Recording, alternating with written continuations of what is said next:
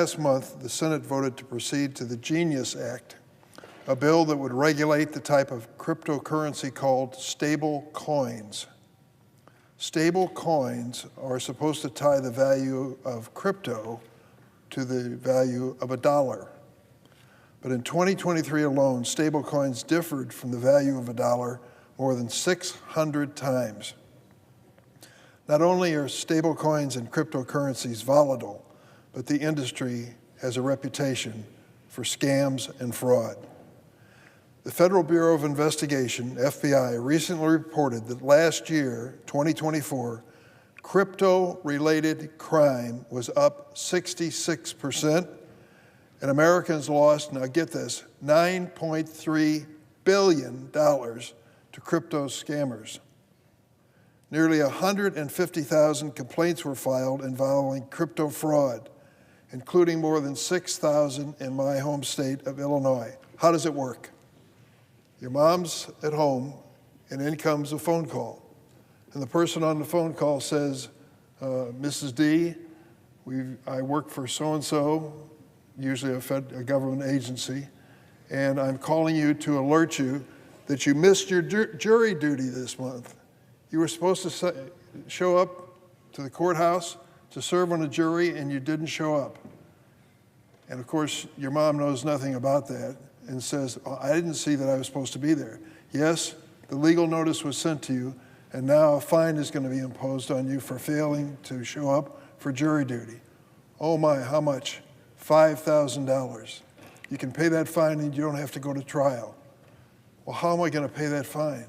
You're going to go to the local grocery store at the exit to an ATM, crypto ATM machine.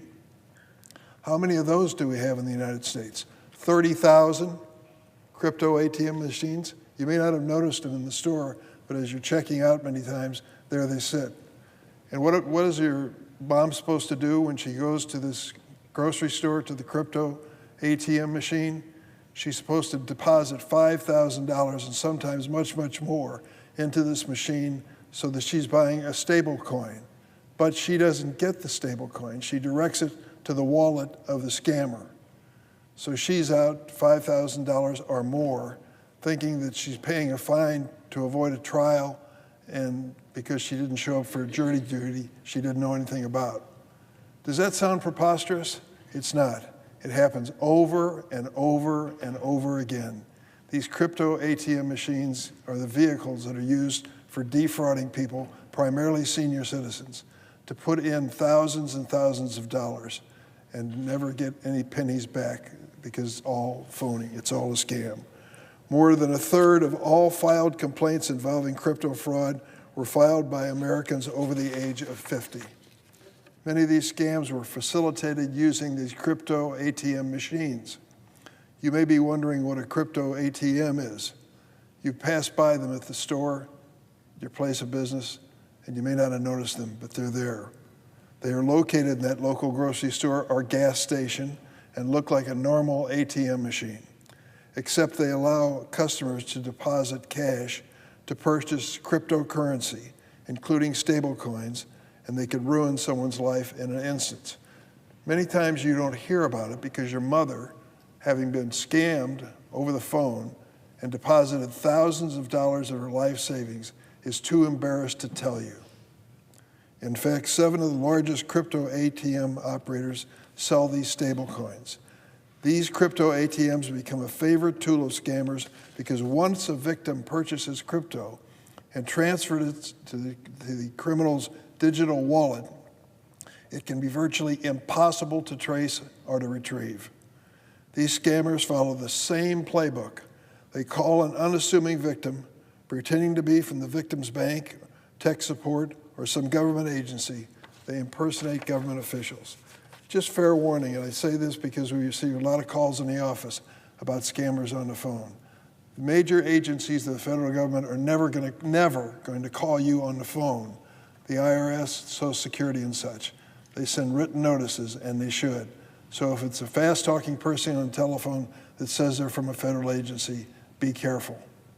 They may tell the victim they owe money for skipping jury duty or need to pay bail to get their child or grandchild out of jail. It happened in my family, exactly that scenario.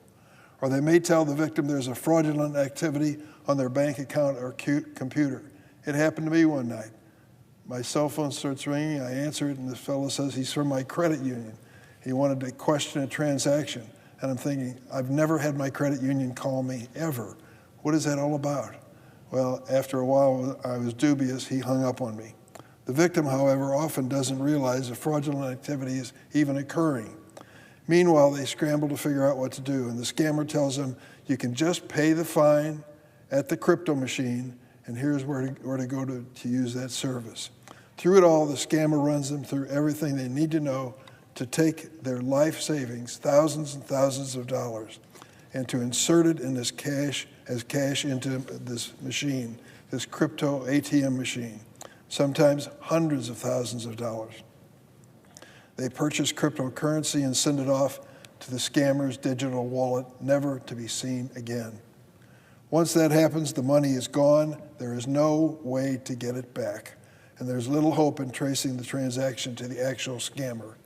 These types of scammers led to nearly $247 million in losses last year, 31% increase over the previous year. And the crypto ATM companies know their kiosks facilitate this fraud. I'm not a big fan of vaping, but I do want to say this. There's a vaping store in my hometown of Springfield, Illinois, that finally despaired of all of the older people who came in tears shoveling money into the crypto ATM machine. The owner of the premises was getting $300 a month for allowing crypto ATM machines in his business, but he couldn't take it anymore. Too many people were clearly being scammed, and he was party to it, and he had it removed. A large crypto ATM operator, Bitcoin Depot, wrote in its filing with the Securities and Exchange Commission exactly what I've said.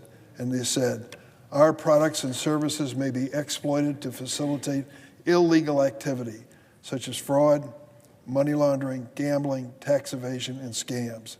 That's as close to as a confession that you can get. The SEC filing, though revealing, doesn't give the whole picture. It doesn't tell the actual human story. Imagine a person who's retired up in years, worried from day to day whether the Social Security check is going to stretch far enough, and now loses thousands of dollars in her life savings to the scam. In Illinois, an elderly woman with MS lost $40,000, her entire life savings, to a government grant imposter scheme facilitated by a crypto ATM. Since the woman can't get around very well, listen to this. The scammer called an Uber to pick her up and drive her to the local crypto ATM machine. How kind to drive your victim straight to the crime. They took her personal information as well. She's devastated since this is all the money she'd been able to save in her entire life, and there is no way to recover it from the crypto ATM. Elaine, 76-year-old woman from Florida, a victim of crypto ATM scam after her late husband's death. She looked up the Apple support number to try to secure his Apple accounts, but unfortunately the number she called was an imposter. The criminal convinced her that she was the victim of identity theft and told her to immediately take $30,000 out of her bank account and deposit it into a crypto ATM. Now she's recovering not only from her financial loss, but also from the loss of her husband. Many states, including Minnesota, Iowa, and North Dakota, have decided to make a move since Congress has not. They've passed state legislation to try and crack down on those crypto ATM scams. Just a few days ago, I'm happy to report my home state of Illinois passed a similar state law. Now it's time for Congress, because 13 states have acted, to learn something from their example. We must act so that all Americans know the risks of crypto ATMs, have proper documentation when seeking help from law enforcement, and try to get their hard-earned cash back. That's why I'm pushing for a vote on my amendment to the Genius Act, which would create common sense guardrails to prevent crypto ATM fraud and empower law enforcement to combat these scams. My amendment would require crypto ATM operators to register with the federal financial regulators, provide warnings to customers about scams, and create daily transaction limits so customers cannot lose their entire life savings in an instant. With my amendment, crypto ATM operators would not be able to simply turn a blind eye to the fraud that is happening at their crypto ATM machines. We must put an end to these scams. I urge my colleagues on both sides of the aisles to support my amendment to stop scammers in their tracks and provide protections for the people that they represent. And I want to say a word to the industry. You have 13 states now that are trying to do what we should do on a national basis. Let's establish this national federal standard that applies in every state in the nation to protect people from this exploitation that is clearly growing in intensity by the day. Let's protect senior citizens and many others who have been scammed using crypto ATM machines. Cryptocurrency has its detractors and it has its champions, but I hope we can all stand together on a bipartisan basis to say that we're not going to help scammers steal the money from unsuspecting people. Mr. President, I yield the floor and suggest the absence of a quorum.